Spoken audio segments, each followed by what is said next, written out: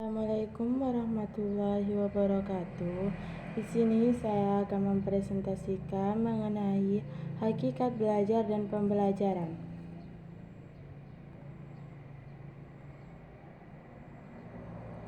Yang pertama, hakikat belajar dan pembelajaran. Yang kedua, unsur-unsur dinamis belajar dan pembelajaran. Yang ketiga, teori belajar.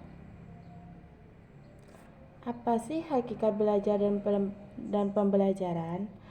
Belajar dan pembelajaran merupakan kegiatan yang tidak terpisahkan dalam kehidupan manusia. Dengan belajar, manusia dapat mengembangkan potensi yang dimilikinya. Yang kedua, unsur-unsur dinamis belajar dan pembelajaran. Unsur-unsur dinamis belajar dan pembelajaran itu yaitu motivasi siswa. Yang kedua, bahan belajar. Yang ketiga, alat bantu belajar. Yang ketiga, teori belajar. Teori belajar itu ada 4. Yang pertama, teori belajar behavior. Yang kedua, teori belajar kognitif.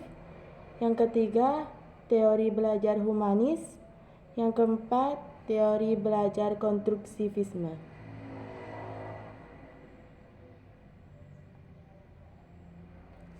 Ciri-ciri belajar.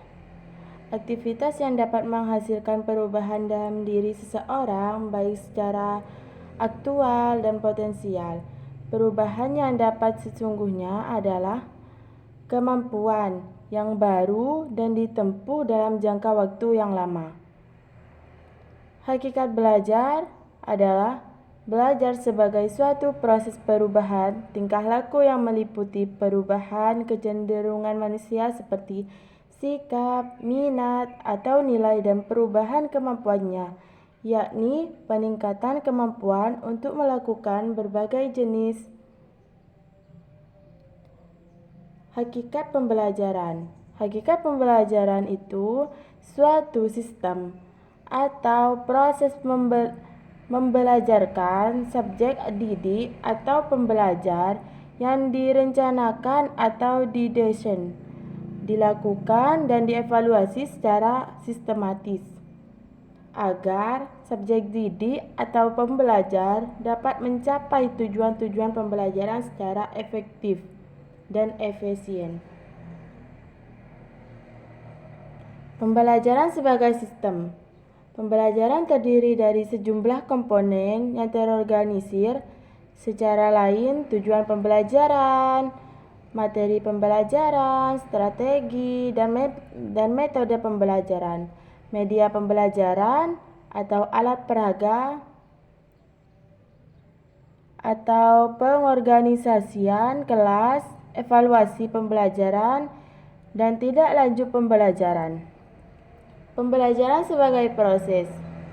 Pembelajaran merupakan rangkaian upaya atau kegiatan guru dan dalam rangka membuat siswa belajar, meliputi persiapan, mencernakan pengajaran,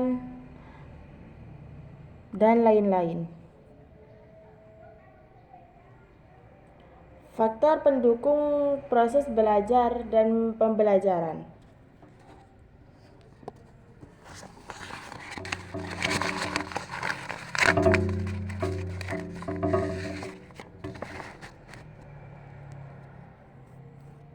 Faktor belajar siswa dari luar itu lingkungan, alam, sosial, dan budaya. Yang instrumen, kurikulum, program, sarana, dan guru. Yang dari dalam itu fisiologis, dibagi menjadi 2, fisiologis dan psikologi. Yang fisiologis itu fisiologis, umum, panca indera.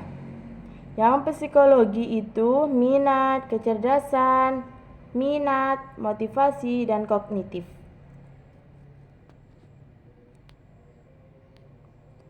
Unsur-unsur dinamis belajar dan pembelajaran. Yang pertama, motivasi dan upaya memotivasi siswa untuk belajar. Yang kedua, bahan belajar dan upaya penyediaannya. Yang ketiga, alat bantu belajar dan upaya penyediaannya.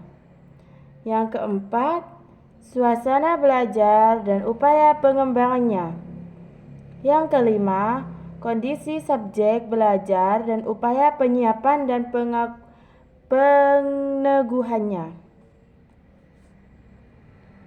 Motivasi dan upaya memotivasi siswa untuk belajar, yaitu kenalkan siswa pada kemampuan yang ada pada dirinya sendiri. Yang kedua, bantulah siswa untuk merumuskan tujuan belajarnya. Yang ketiga, tunjukkan kegiatan dan aktivitas yang dapat mengarahkan bagi pencapaian tujuan belajar. Yang keempat, kenalkanlah siswa dengan hal-hal yang baru. Yang kelima, buatlah variasi-variasi dalam kegiatan belajar mengajar.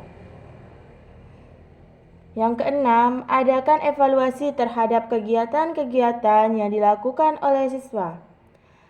Bahan belajar dan upaya penyediaannya.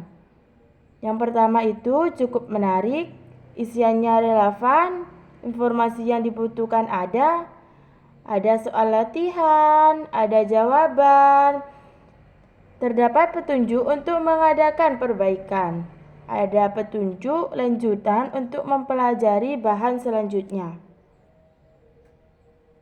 Alat bantu belajar dan upaya penyediaannya. Jenis kemampuan apa yang ditargetkan untuk dikuasai oleh pelajar? Faktor ketersediaan alat bantu tersebut, faktor terjangkauannya, kepraktisan dan daya tahan alat bantu, keefektifan dan keefisien alat bantu. Kondisi subjek belajar dan upaya penyiapan dan peneguhannya. Memperkenalkan dengan lingkungan belajar yang makin baru bagi mereka, memelihara keseimbangan emosi mereka agar secara psikologis mereka merasa aman, mengasah kondisi psikis mereka dapat latihan, menerima mereka apa adanya dengan segala kelebihan dan kekurangannya, sehingga subjek belajar tidak merasa tertolak oleh lingkungannya. Teori pembelajaran dan teori belajar. Teori pembelajaran tujuan utamanya adalah menetapkan metode pembelajaran yang optimal. Tujuan utama teori pembelajaran adalah menjelaskan proses belajar.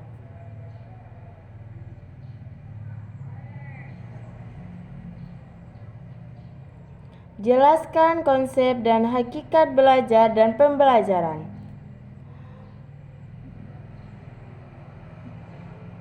Jelaskan konsep dan hakikat belajar dan pembelajaran itu adalah proses usaha yang dilakukan oleh seseorang untuk memperoleh suatu perubahan.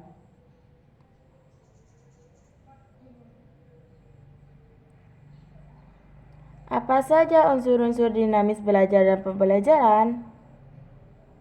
Apa yang dimaksud dengan teori belajar? Teori belajar adalah suatu teori yang di dalamnya terdapat tata cara kegiatan belajar antara guru dengan siswa.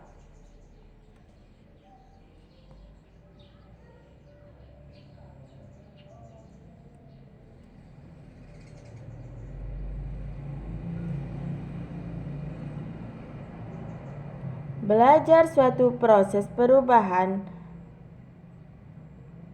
atau tingkah laku, sikap, minat atau bakat, sikap, minat atau nilai dan perubahan kemampuannya. Yang kedua, belajar dan pembelajaran adalah rangkaian proses yang saling berkomplementer dalam pendidikan. Yang ketiga, saudara dapat mengenai proses belajar dan pembelajaran yang ada di sekolah. Yang keempat, analisa singkat kekurangan dan kelebihan proses belajar dan pembelajaran yang banyak terjadi di sekolah. Ya, sekian presentasi dari saya, kurang lebihnya mohon maaf. Wassalamualaikum warahmatullahi wabarakatuh.